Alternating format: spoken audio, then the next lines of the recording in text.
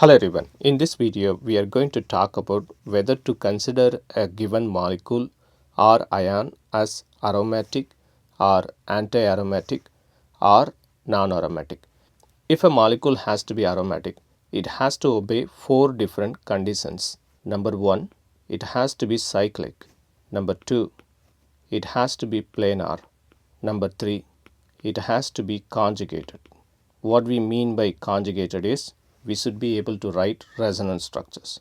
This prerequisite conjugated indirectly puts a condition that the carbon atom or heteroatom on the ring has to be either sp2 hybridized or sp hybridized. Otherwise, it won't be conjugated. For example, if we have a sp3 carbon or sp3 heteroatom, then the conjugation falls apart. We will discuss this in detail when we talk about examples. And then number 4, it has to obey the Huckel's rule. That is, a molecule should have 4n plus 2 pi electrons. Here n value runs from 0, 1, 2, 3, etc. So therefore, if a molecule has 2 pi electrons or 6 pi electrons or 10 pi electrons or 14 pi electrons, etc., then we can call it as aromatic. The first three conditions that we mentioned for aromatic molecules is equally applicable for anti-aromatic molecules as well. The only difference is anti-aromatic molecules will have 4n pi electrons instead of 4n plus 2 pi electrons. Here n value runs from 1 instead of 0. So therefore, if a molecule has 4 pi electrons or 8 pi electrons or 12 pi electrons, etc., then it should be considered as anti-aromatic, apart from following the first three conditions. Non-aromatic compounds usually will be non-planar, or it would have an sp3 carbon or sp3 heteroatom. If a molecule is not falling into aromatic category or anti-aromatic category, then it would usually fall into non-aromatic category. Usually they will have non-planar structures or they will have an sp3 carbon. Now, when we can say a molecule is conjugated? In a cyclic system, if we have a double bond, single bond and then double bond, then you can say it is conjugated. Or if it has a triple bond, single bond, triple bond, then also you can say it is conjugated. Or a triple bond, single bond, double bond, then also we have to say it is conjugated. Or if it has a double bond, single bond and then a positive charge, then we can say that it is conjugated, because there will be an empty p orbital through which delocalization can happen. Or if it has a double bond, single bond and then a negative charge, then also we can say it is conjugated. Or if it has a double bond, single bond and then a lone pair of electrons in the p orbital, then also we can say it is conjugated. These three are equally applicable if we have a triple bond, single bond and then a positive charge or a negative charge or a lone pair. So in all these scenarios, we can say that the molecule is conjugated. Now, let us look at these three cases. We have cyclopropene. Is it aromatic or anti-aromatic or non-aromatic? It is cyclic. It is planar. But is it conjugated? No, it is not conjugated. Why we say it is not conjugated? Because we have a sp2 carbon here. We have a sp2 carbon here. But we have an sp3 carbon here. And therefore, it is not conjugated. When we have a pi bond, what we mean by pi bond is, when we have a sp2 carbon, what happens? We will have a p orbital that will have an electron. We will have a p orbital here that will have an electron. This overlap is what we call it as pi bond, isn't it? So, if we have a sp3 carbon atom nearby, then delocalization cannot happen. So, the pi bond here is localized in this case. So therefore, this molecule is non-aromatic. So even though it has a 2 pi electrons, we still call it as non-aromatic because the cyclic system is not fully conjugated. How about the next one? Cyclopropene radical cation or cyclopropenium ion. It is cyclic, it is planar. Is it conjugated? Yes, it is conjugated now. Why? Because now the hybridization is sp2 here. We have an empty p orbital here. So therefore, delocalization can happen. If delocalization happens, what does it mean? It means that we can write resonance structures like this. That's what delocalization means, isn't it? We can write resonance structures. We can put the charge here as well. So that's why cyclopropenium ion has to be considered as aromatic because it satisfies all the conditions for a molecule to be aromatic. It obeys the Huckel's rule. It has 2 pi electrons. It is conjugated. It is planar. It is cyclic. And we are able to write resonance structures. So therefore, this molecule is aromatic. How about the next one? Is it aromatic or anti-aromatic or non-aromatic? Instead of hydrogens, if we have 3 methyl groups, then what will happen? First of all, is it cyclic? Yes, it is cyclic. Is it planar? Yes, it is planar. We shouldn't think about the methyl group having a 3-dimensional orientation. We should only think about the cyclic structure here. Is there delocalization within the ring? Yes. All the carbon atoms are sp2 hybridized here. For these 3 carbons, the hybridization is sp2. The methyl group carbon atoms are sp3 hybridized. But that doesn't mean that it is non-aromatic. We don't have to worry about the methyl groups here. We have to see the aromaticity within the ring. So it is cyclic, it is planar, it is conjugated within the ring. Therefore, delocalization happens within the ring and it has 2 pi electrons. So therefore, this is aromatic. Now let's come to the classic case, benzene. Is it aromatic? Yes, it is aromatic because the molecule is cyclic, it is planar, it is conjugated and we have 6 pi electrons, isn't it? We have 3 pi bonds. Each pi bond has 2 electrons. 1 pi bond means 2 pi electrons. So therefore, it has 6 pi electrons. So therefore, it is aromatic. By the way, what is the hybridization of each carbon atom in benzene? It is sp2, isn't it? Each carbon atom is sp2 hybridized. And that's one of the reasons why we write resonance structures like this for benzene. You can also write a structure like this. The electron density is available throughout the ring. And that's the reason we write structures like this.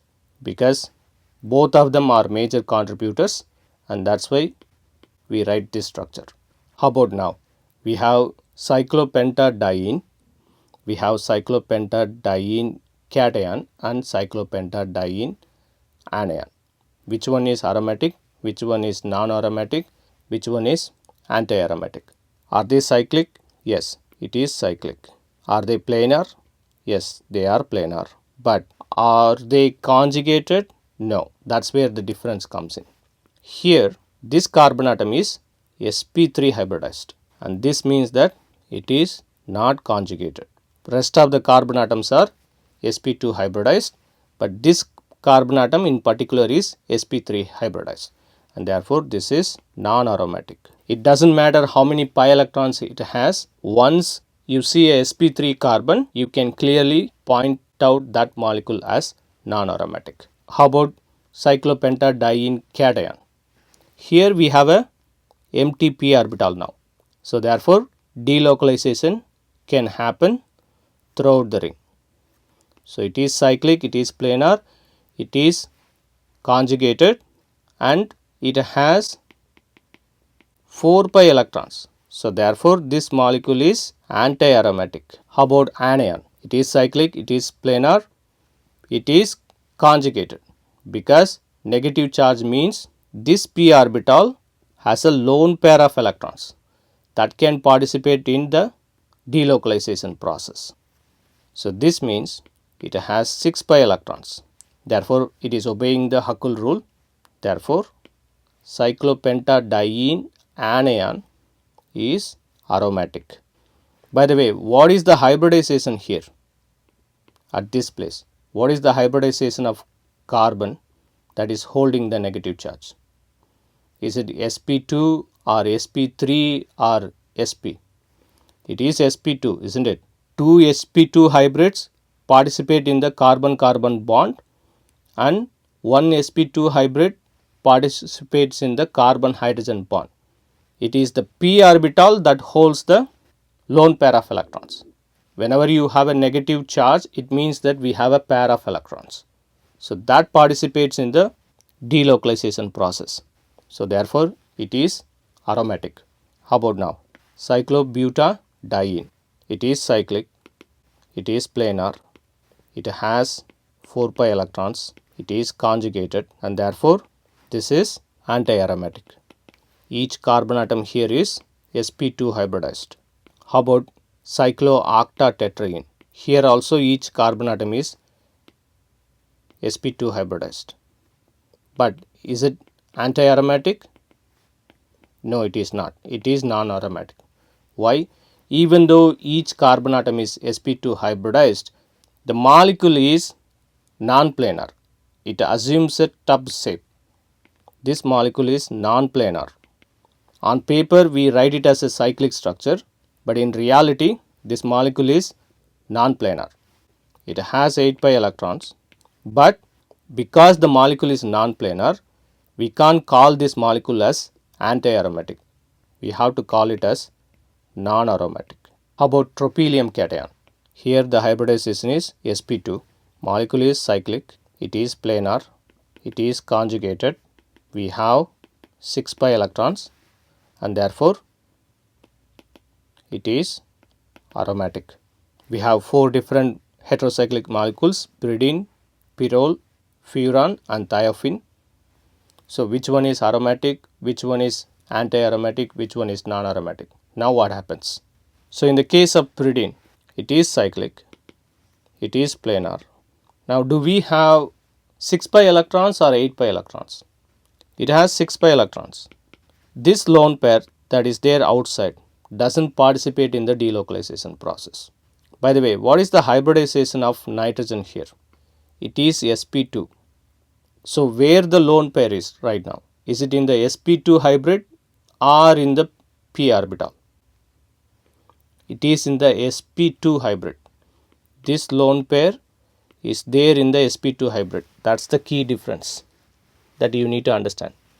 It is not on the p orbital. This lone pair of electrons is there in one of the sp2 hybrids. So therefore, we have to count it as 6 pi electrons and not 8 pi electrons. So the molecule is cyclic, planar. It obeys the Huckel's rule. It is conjugated and therefore pyridine is aromatic. How about pyrrole? What is the hybridization of nitrogen right now here? Here also it is sp2. However, in the case of pyrrole, the lone pair participates in the delocalization process. Therefore, we can write resonance structures and this molecule has 6 pi electrons, not 4 pi electrons. Because the lone pair that is there on top of nitrogen participates in the delocalization process, we have to consider pyrrole as aromatic. This lone pair that is there is on the p orbital. 2 of the sp2 hybrids are utilized in carbon-carbon bonding and then another sp2 hybrid is utilized in the nitrogen-hydrogen bonding.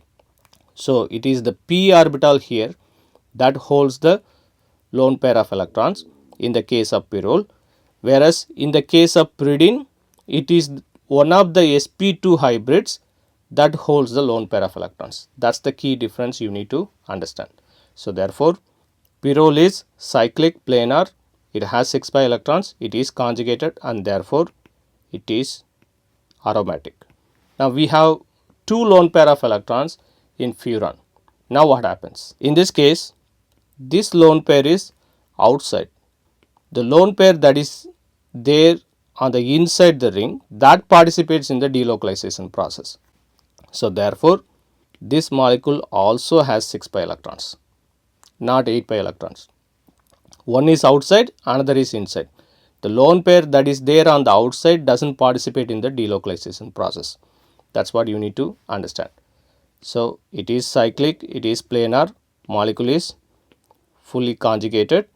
We can write resonance structures, and therefore furan is also aromatic. Likewise for thiophene 2. This lone pair is on the sp2 hybrid, whereas this lone pair participates in the delocalization process, that is on the p orbital. So therefore thiophene also has 6 pi electrons and it satisfies the other conditions, cyclic, planar, conjugated, all those things, and therefore this is also to be considered as aromatic. How about now? Which one is aromatic? Which one is non-aromatic? Which one is anti-aromatic here? Think for a moment and then give an answer. So we have pyrimidine here, we have pyrrolium cation, and then we have imidazole. Are they aromatic, anti-aromatic or non-aromatic? Everything is aromatic here, because once again the same logic. The lone pair that is there outside doesn't participate in the delocalization process. So we have 6 pi electrons in pyrimidine. It is cyclic, it is planar, the molecule is fully conjugated, we can write resonance structures, and therefore it is to be considered as aromatic. In the case of cation, I purposefully did not write the lone pair of electrons that are there on the oxygen atom. Sometimes in question papers they will not write the lone pairs, but that doesn't mean that the lone pair doesn't exist. The lone pairs are there. So this one is outside. The lone pair that is there inside, that participates in the delocalization process. So therefore pyrrolium cation also has 6 pi electrons. We have a sp2 carbon here as well, and therefore it is cyclic, planar, it has 6 pi electrons, that means it is obeying the Huckel rule, the molecule is fully conjugated, therefore it is to be considered as aromatic. How about imidazole? In the case of imidazole, this lone pair participates in the delocalization process, whereas this lone pair that is there on the outside doesn't participate. That's the key difference. So therefore we have 6 pi electrons, it is cyclic, it is planar, molecule is fully conjugated, therefore imidazole is aromatic.